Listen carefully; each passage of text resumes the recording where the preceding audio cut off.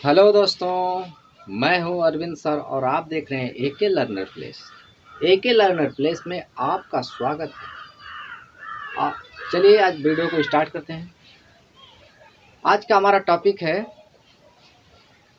रासायनिक अभिक्रिया के प्रकार।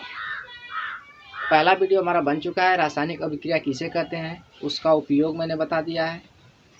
उसका उपयोग कहाँ होता है दैनिक जीवन में हमारे। आज का हमारा टॉपिक रासायनिक अभिक्रिया के प्रकार। यदि आप लोग पहला वीडियो नहीं देखे हैं तो जाकर हमारा पहला वीडियो प्ले लिस्ट में जाकर देख लीजिए। चलिए वीडियो को स्टार्ट करते हैं।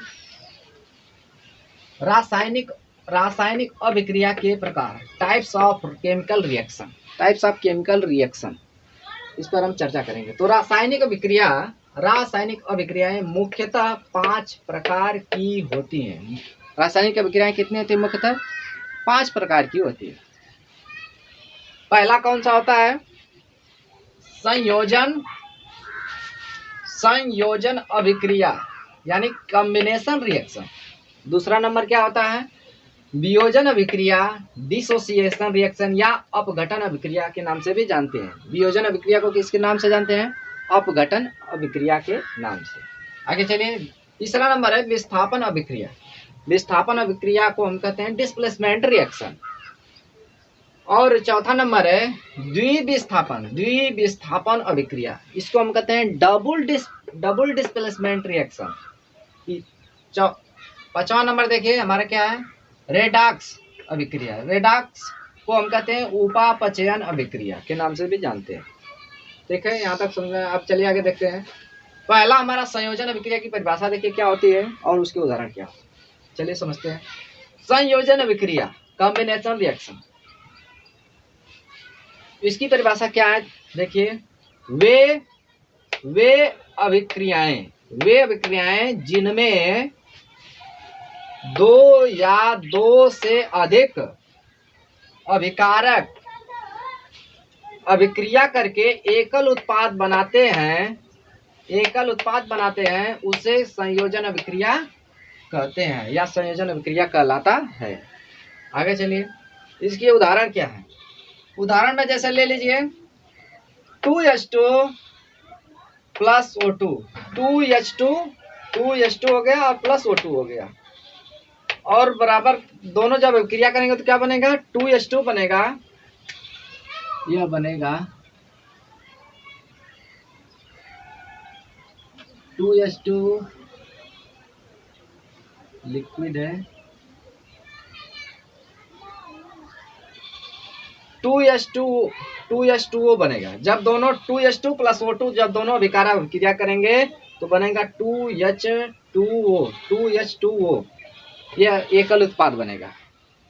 जैसे कि हमने अभी परिभाषा में पढ़ा कि वे अभिक्रिया जिनमें 2 या 2 से अधिक अभिकारक अभिक्रिया करके एकल उत्पाद बनाते हैं उसे हम क्या कहते हैं?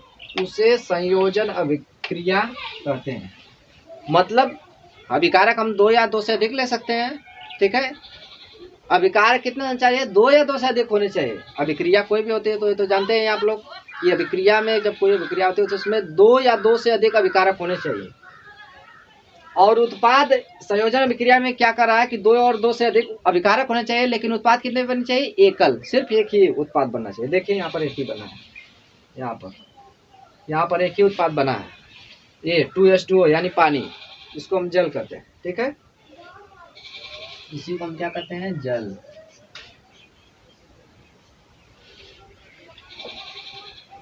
अब समझिए पहले इसकी परिभाषा को बढ़िया से अच्छे से समझिए। संयोजन का मतलब होता है क्या? जुड़ जाना। क्या होता है? जुड़ जाना। लिख लीजिए यहाँ पर,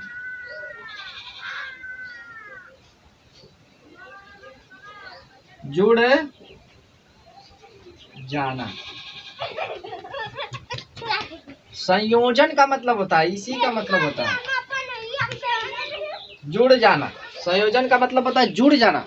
मतलब जो 2 अभिकारक होंगे ना, जब अभिक्रिया करेंगे तो दोनों क्या होंगे? आपस में जुड़ जाएंगे, ना कि अलग होंगे। ये बात का आप लोग ध्यान रखें।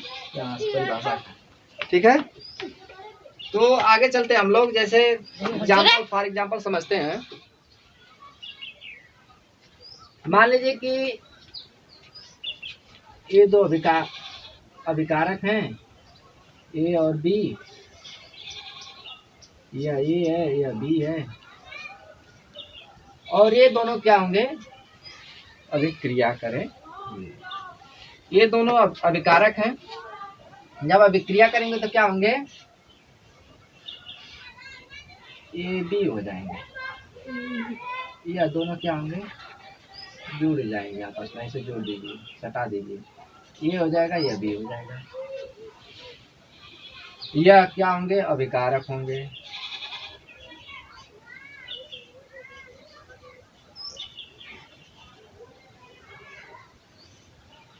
यह उत्पाद होगा।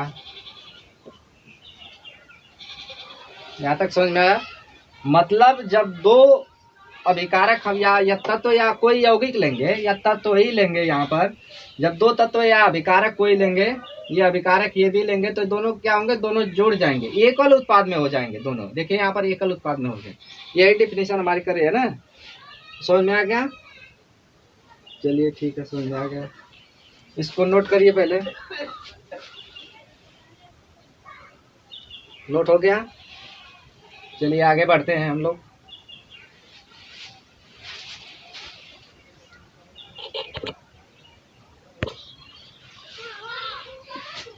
चलिए देखिए अब वियोजन या अपघटन अभिक्रिया, डिसोसिएशन रिएक्शन, इसकी परिभाषा क्या है पहले समझते हैं। वे रासायनिक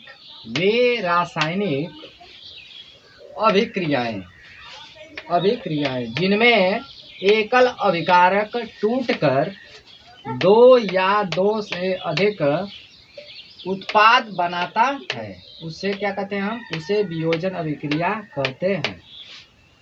वे रासायनिक अभिक्रियाएं जिनमें एकल अभिकारक क्या होगा, टूटेगा और दो या दो से अधिक उत्पाद में क्या होगा, वियोजित हो जाएगा या टूट जाएगा या बट जाएगा। वियोजित मतलब बट जाना या टूट जाना। क्या होता है वियोजित का मतलब, बट जाना या टूट जाना। इसको कहीं पर लिख लीजिए, नोट कर लीजिए, ठीक है। वियोजन का मतलब होला है, क्या होता है, वियोजन का मतलब होता है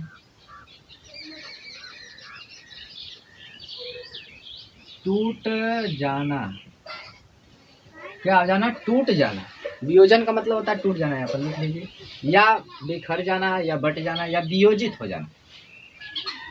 अब आगे देखते हैं, हम लोग उदाहरण को समझते हैं। उदाहरण क्या करता है, जैसे मान लेते हैं हम ये H2O को ही ले लेते हैं, जल को। लिक्विड, जब लिक्विड में देखेगा तो लिक्विड लिख देंगे नीचे 2H2O को जब हम अभिक्रिया कराएंगे तो होगा क्या, 2H2 + O2, ये दो उत्पाद बनेंगे यहाँ पर, टूटकर दो उत्पाद में बढ़ जाएगा। यही तो परिभाषा हमारी बता रही है कि जब दो वे ऐसी रासायनिक अभिक्रिया जब उसमें जिनमें एकल अभिकारक टूट कर क्या हो जाता है, दो उत्पाद में वियोजित हो जाता है, ठीक है, दो या दो से अधिक उत्पाद बनाता है या वियोजित हो जाता है, ठीक है। अब देखिए यहाँ पर यल लिखा है, यानी लिक्विड है, या इसको समझिए, या ये 2H2 हाइड्रोजन गैस है तो इसको G लिख गया है। O2 है, O2 के नीचे G है तो G क्या है, गैस है, यानी ऑक्सीजन क्या है, गैस है, तो गैस लिख दिया। इसमें जब हम तोड़ेंगे तो किसी भी उत्प्रेरक की तो आवश्यकता होगी, तो इसमें हीट की आवश्यकता होगी, उष्मा या प्रकाश की आवश्यकता होगी। तो देखिए यहाँ पर तीर के ऊपर लिखा गया उष्मा उत्प्रेरक लिखा गया ना, उष्मा या उत्प्रेरक। डेल्टा, उष्मा को कहीं कहीं डेल्टा लिखता है या उष्मा लिख देगा।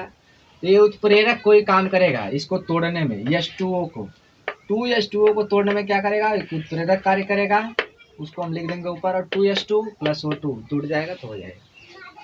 और एक एग्जांपल लेते हैं, जैसे CaCO3 कैल्शियम कार्बोनेट, इसको जब हम तोड़ेंगे तो इसको भी तो हीट की आवश्यकता होगी वियोजित करने के लिए, तोड़ने के लिए, तो हो जाएगा, डेल्टा लिख देंगे ऊपर उत्प्रेरक, और CaO + CO2 में टूट जाएगा, कैल्शियम ऑक्साइड और कार्बन डाइऑक्साइड में टूटेगा। यह गैस है, यह सॉलिड होगा, यह गैस होगा,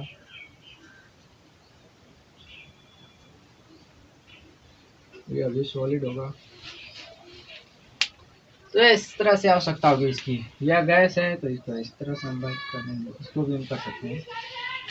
गैस को हम ऊपर 3 से चिन्ह से व्यक्त करते हैं, ऊपर की तरफ चिन्ह को लगा देते हैं, तीर का निशान ऊपर की तरफ रहता है, वही गैस का संकेत होता है।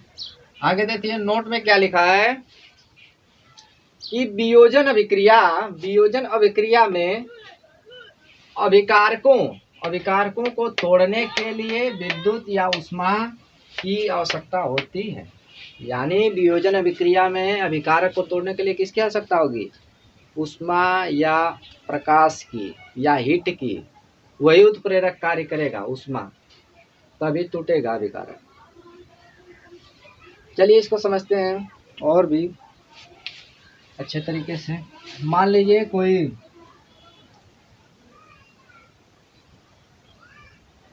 दो भाई हैं,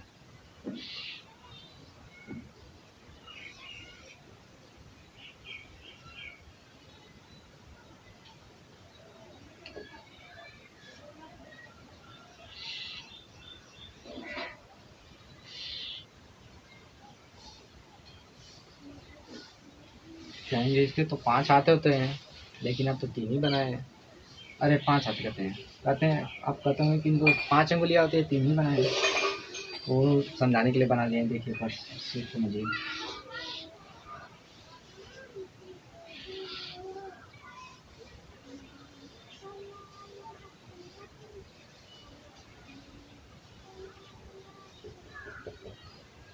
ये दोनों क्या है? एक ही में क्या है?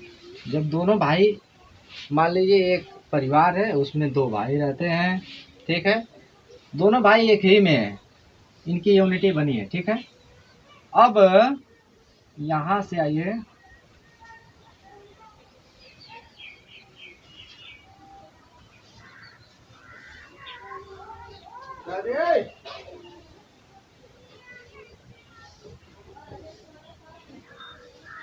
दोनों क्या हो गए? वियोजित हो गए। यहाँ पर जब अभिक्रिया हुई, मान लीजिए कोई लिया कर यहाँ पर चिंगारी डाल दिया, डेल्टा,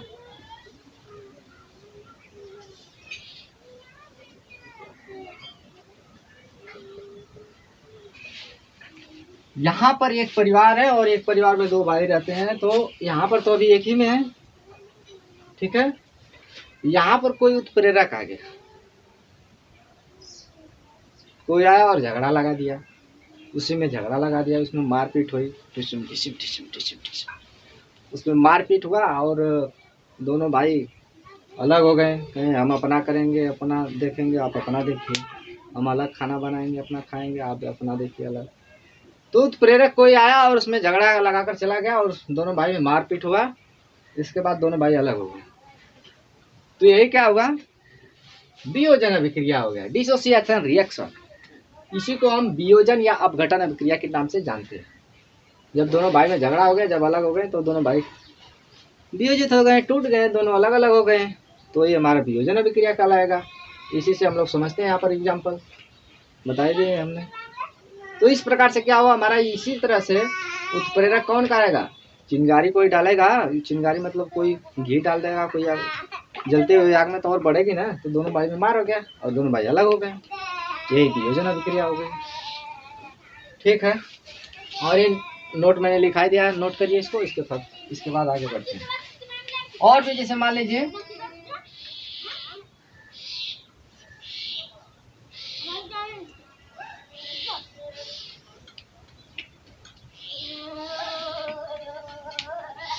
ये भी है, इसलिए ऊष्मा पाया डेल्टा, डेल्टा का मतलब ऊष्मा। अब ये दोनों अलग हो जाएंगे, ये हो जाएगा, बी हो जाएगा। इस प्रकार से हमें अलग करेंगे इसको वियोजन अभिक्रिया में। या डेल्टा कोई ऊष्मा दे दीजिए उत्प्रेरक, अब टूट जाएंगे दोनों, ए प्लस बी में हो जाएंगे। यहाँ पर एक में थे, यहाँ पर अलग हो जाएंगे, यही वियोजन अभिक्रिया है। अब आगे हम लोग समझते हैं विस्थापन अभिक्रिया। तो पहले इसको नोट करिए, इसके बाद नोट हो गया। चलिए ठीक है, अब हम लोग आगे बढ़ते हैं।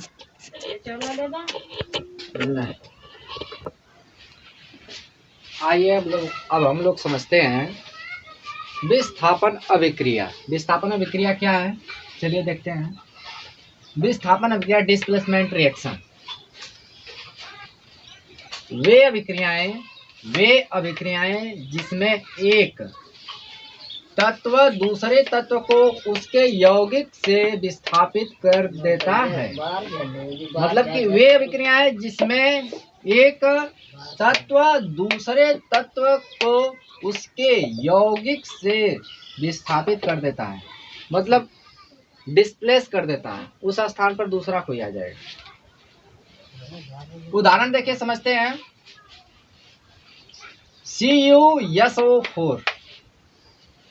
CuSO4 copper sulphate plus zinc, ये जब दोनों अभिक्रिया करेंगे तो क्या बनाएंगे, ZnSO4 प्लस Cu, यानी जिंक सल्फेट और क्या बनाएंगे, कॉपर। ठीक है, यहाँ तक समझे आप। चलिए इसी प्रकार हम कोई दूसरा एग्जाम्पल लेते हैं। Fe प्लस CuSO4 मतलब आयरन या फेरस, CuSO4 मतलब कॉपर सल्फेट लेंगे, जब दोनों हम लेंगे तो क्या बनाएंगे, FeSO4 यानी ferrous sulphate plus Cu copper. अब इसको हम डिनोट कर देते हैं जो है, जैसे फेरस सल्फेट है आयरन, तो यस लिख देंगे। यह एक्वायस है CuSO4, मतलब एक्वायस का मतलब क्या होता है, विलयन है ये, तो इसको एक्वायस लिख दें। यह भी एक्वायस है, यह सॉलिड है, सॉलिड लिख देंगे। देखिए अब नोट करिए एक बात, इसमें भी नोट लिखा है कि विस्थापन अभिक्रिया में, इसको आप लोग नोट कर लीजिएगा। ठीक है, विस्थापन अभिक्रिया में अधिक क्रियाशील तत्व, मतलब जो अधिक क्रियाशील तत्व होगा वह क्या करेगा, कम क्रियाशील तत्व को विस्थापित कर देता है। यानी जो अधिक क्रियाशील तत्व रहेगा वह कम क्रियाशील जो रहेगा उसको क्या कर देगा, विस्थापित कर देगा। मान लीजिए कोई एक विद्यालय में दो लड़के हैं, कोई कंपटीशन,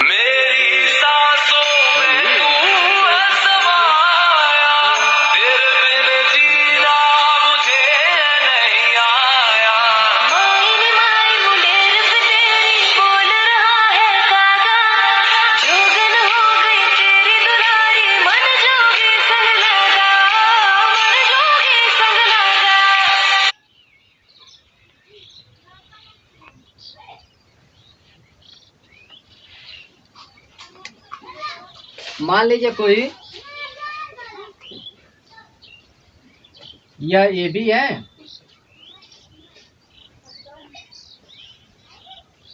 AB प्लस C।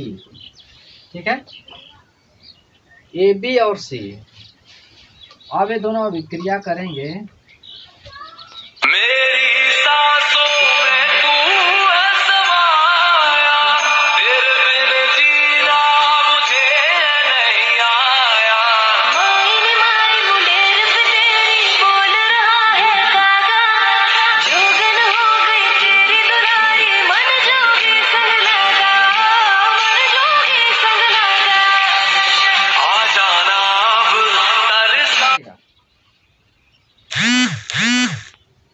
यहाँ पर आ जाएगा, इसको B को मारकर यहाँ पर आ जाएगा, क्या पर C पे आएगा, यानी यह क्या बन जाएगा, यह जो मारेगा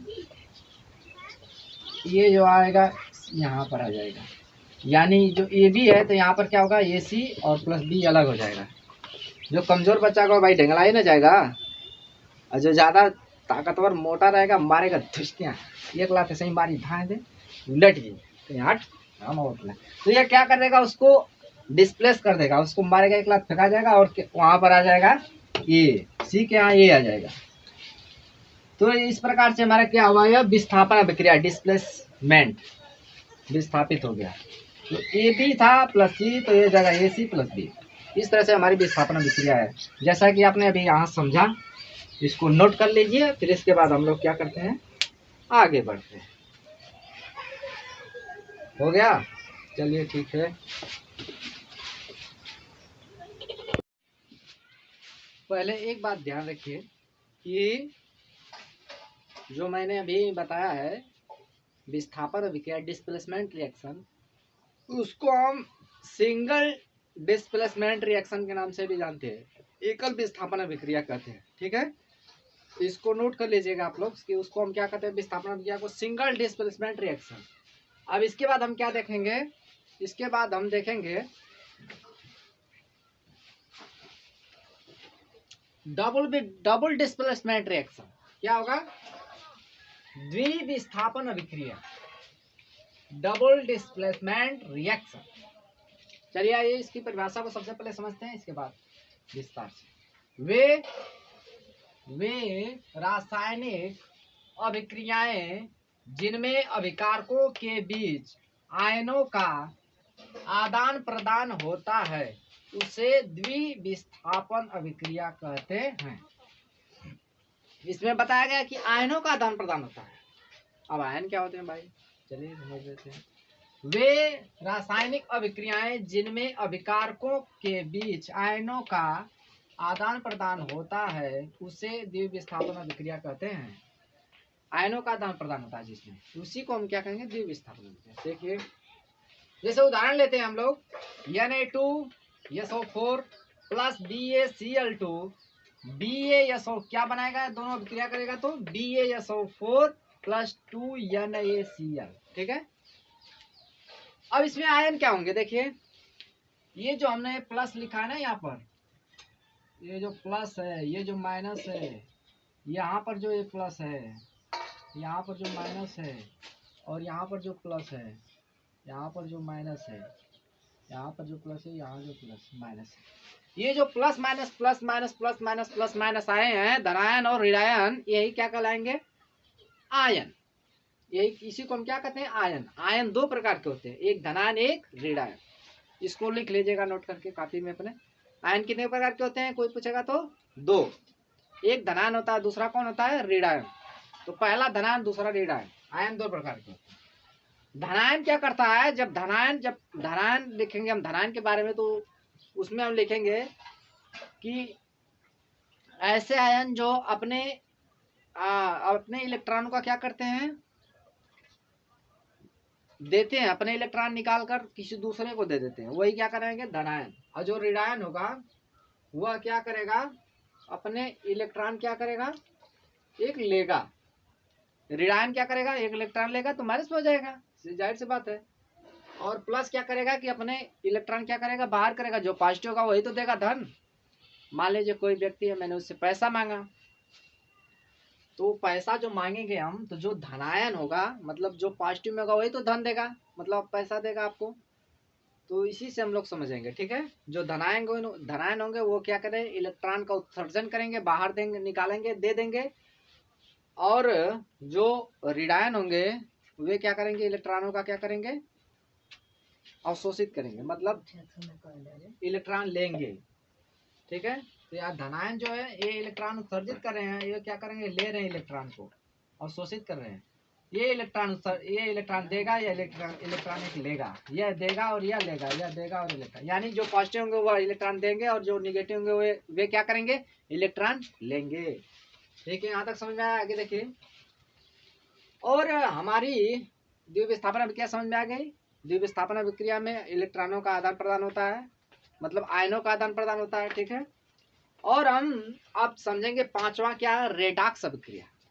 रेडॉक्स को हम किस नाम से जानते हैं, उपापचयन अभिक्रिया के नाम से भी जानते हैं। तो उसको हम समझने से पहले सबसे पहले हमें समझना पड़ेगा, क्या समझना पड़ेगा, उपचयन और अपचयन अभिक्रिया। तो उपचयन क्या होती है और अपचयन, चलिए देखते हैं, समझिए इसकी डेफिनेशन क्या है, परिभाषा।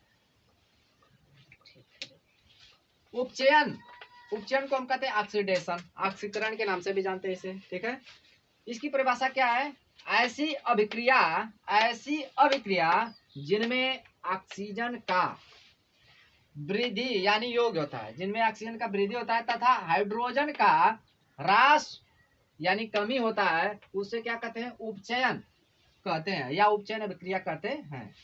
चलिए उदाहरण देखते हैं, यहाँ पर समझिए।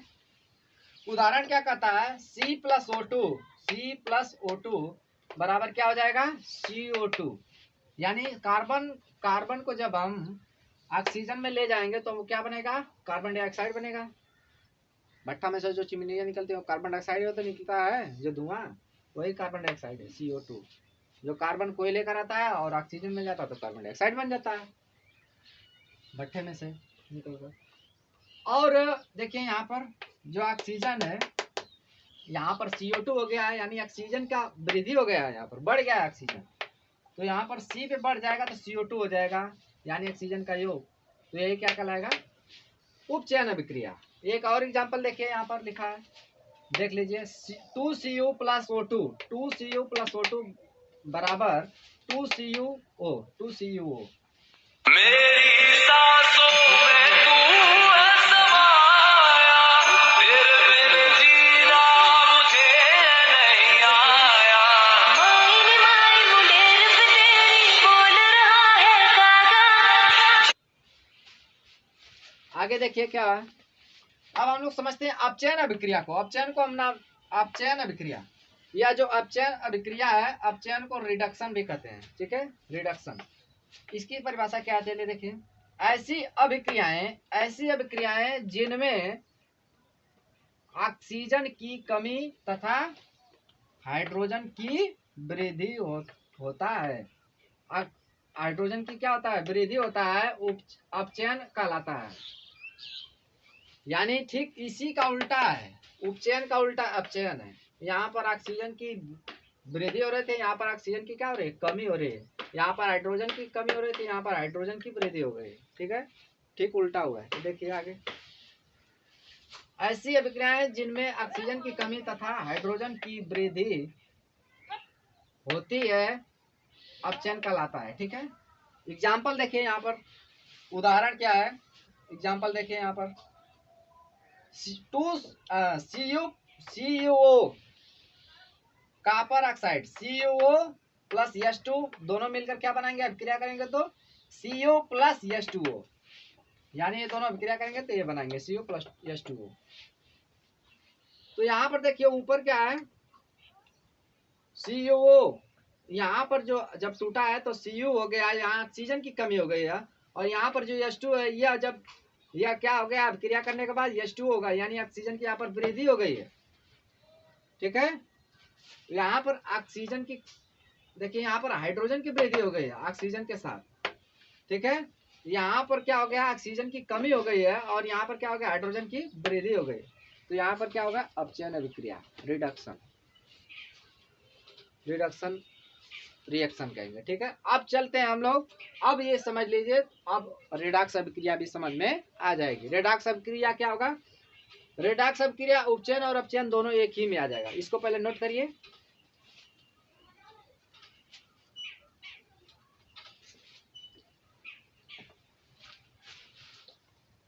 ठीक है, नोट कर लें। चलिए आगे बढ़ते हैं। चलिए आइए देखते हैं हम लोग।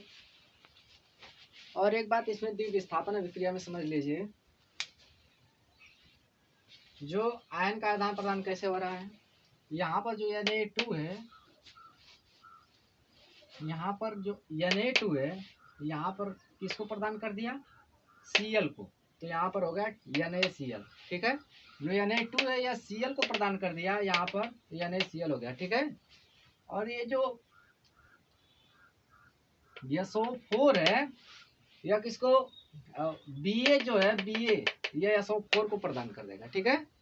तो यहाँ पर BaSO4 बनेगा। इसी प्रकार आदान प्रदान किए हैं आयन का अपन। अब आगे हम लोग बढ़ते हैं, रेडॉक्स अभिक्रिया। अपचयन और उपचयन पता ही चला गया, पता चल गया आप लोगों को। तो आगे बढ़िए, रेडॉक्स अभिक्रिया 5वां नंबर है, यह 5वां नंबर है, रेडॉक्स अभिक्रिया। चलिए इसकी डेफिनेशन को समझते हैं। ऐसी अभिक्रियाएं जिनमें एक अभिकारक का उपचयन यानी ऑक्सीडेशन तथा दूसरे अभिकारक का अपचयन यानी रिडक्शन होता है, उसे हम क्या कहते हैं? उसे रेडॉक्स अभिक्रिया कहते हैं।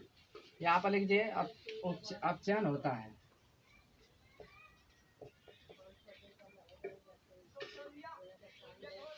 उसे हम क्या कहते हैं? उसे रेडॉक्स अभिक्रिया कहते हैं।